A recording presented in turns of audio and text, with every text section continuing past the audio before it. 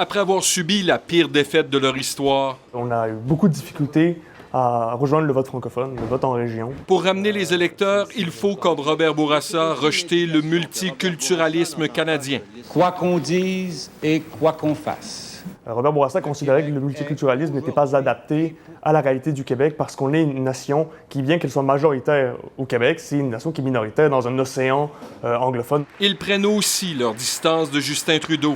Lui, il est très multiculturel, effectivement, parce que dans la réalité canadienne, pour les autres provinces, c'est effectivement le modèle le plus adapté pour eux. Mais dans notre contexte québécois, et ça, comme je l'ai dit depuis Robert Bourassa, le modèle, c'est l'interculturalisme. En tenant compte des réalités linguistiques, politiques, démographiques et géographiques, ils affirment que la défense de l'identité québécoise, qui a été réduite au débat sur les signes religieux par la CAQ, doit se transformer en promotion. Il faut protéger la langue, protéger la culture, faire rayonner la culture québécoise au Québec, à l'international, protéger notre patrimoine, faire connaître notre histoire à nos jeunes.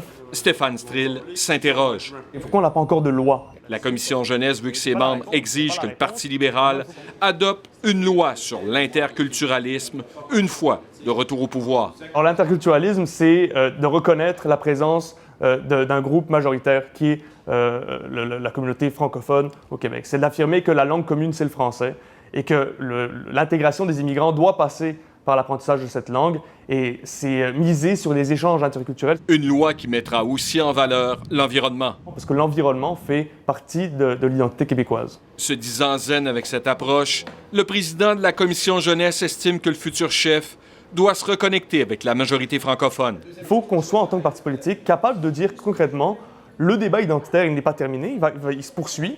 Il faut que le Parti libéral participe à ce débat-là de façon constructive, de façon positive. Alain Laforêt, TVA Nouvelle, Québec.